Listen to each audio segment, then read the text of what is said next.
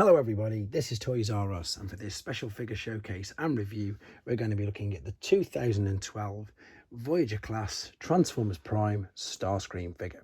So what we're going to do this video, we're going to have a detailed look at him in both of his modes to help you decide if you want to display him. We'll have a look at the accessories that come with him to help you know if yours is complete. Because he's from Transformers Prime, we're going to definitely do some comparisons and some display ideas with some other figures that of course were released in the same toy line. I'll point out a couple of things that you need to be aware of because already, unbelievably, he's over 10 years old. And of course, we can do some other quick comparisons with some other Starscream Transformers figures as well.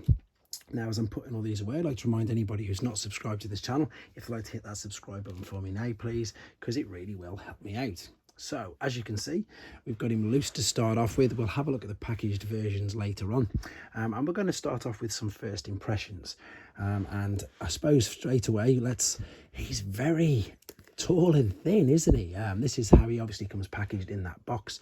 And I know the feet, I've chosen to go with it that way, funnily enough, because that's how he comes packaged. And I suppose the extra bit of balance that having the much larger feet give him, he says, trying to balance him, makes it better. But if you'll see in any of the stock pictures, they fold these up. I suppose it's personal preference, to be fair.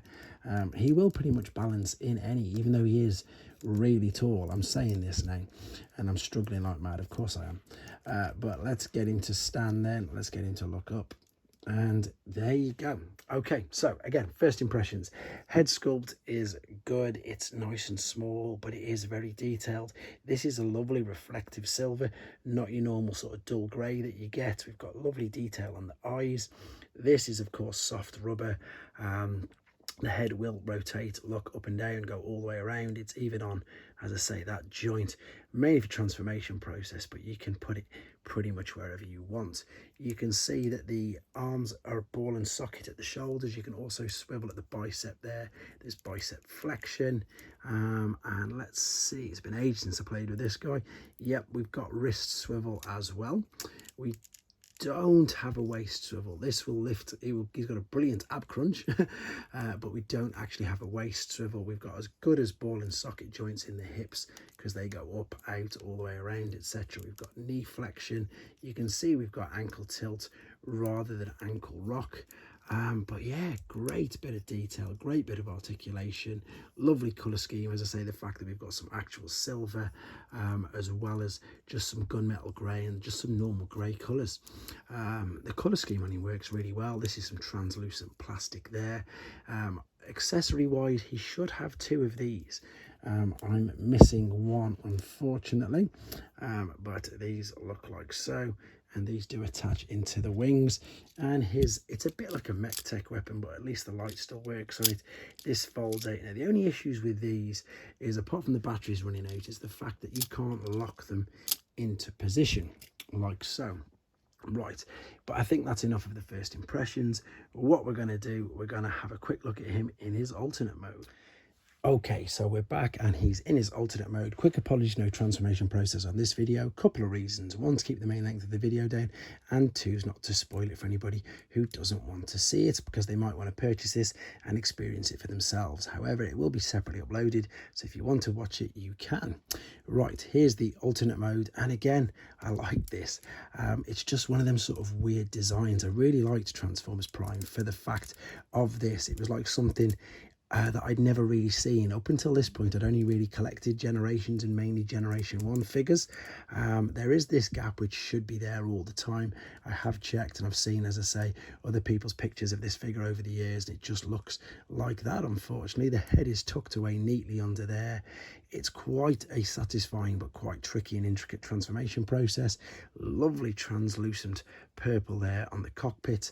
Again, unfortunately, I've only got one of these, so we can pop this under there on the wing, or if you wanted to, you could pop it on the roof. Unfortunately, yeah, will it fit there? It should do. Yeah, there you go. It's 5mm, so it should. And unfortunately, it doesn't really fit in there.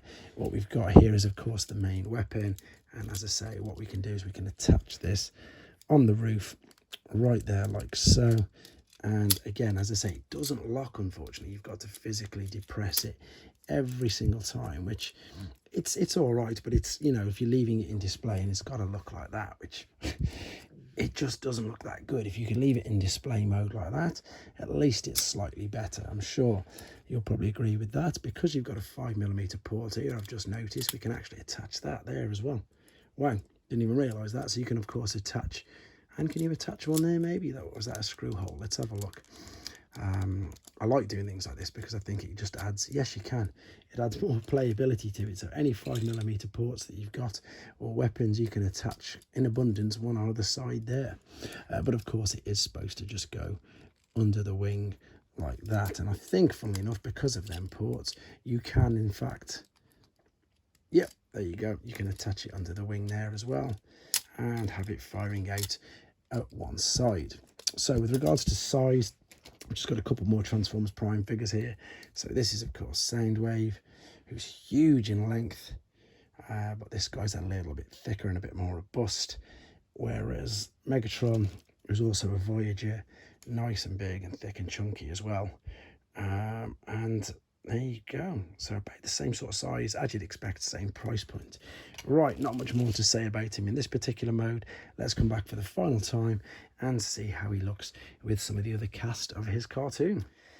Okay then, back for the final time with him in his robot mode to do a couple of display ideas and a couple of comparisons, but mainly because I'm going to keep him in his robot mode.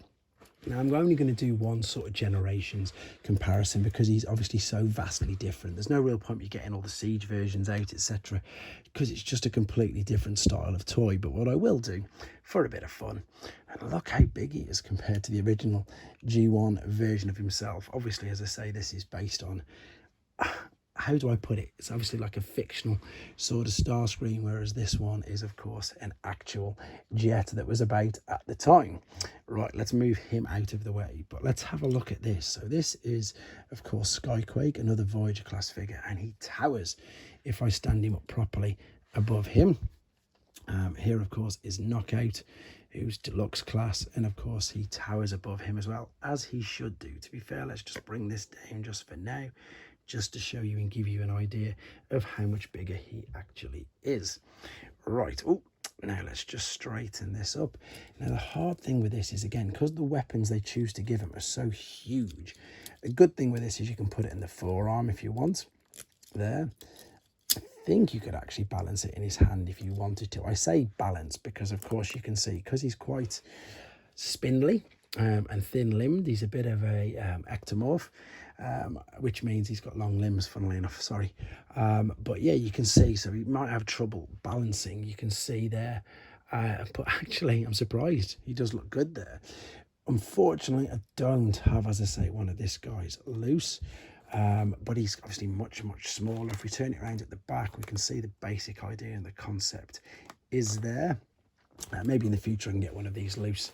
But regards to the one in the packaging, let's have a look at this. So we've already had a look at the accessory, which of course works the same in here. There we go, that all lights up, and you can see there I've copied the feet, as I mentioned, that they've got them flat, fresh out of the box. Lovely Starscream there, and then on the back there, of course, is exactly what we've just been looking at, apart from the fact they've got the two missiles and they've chosen to go with the forearm. So all that is on this.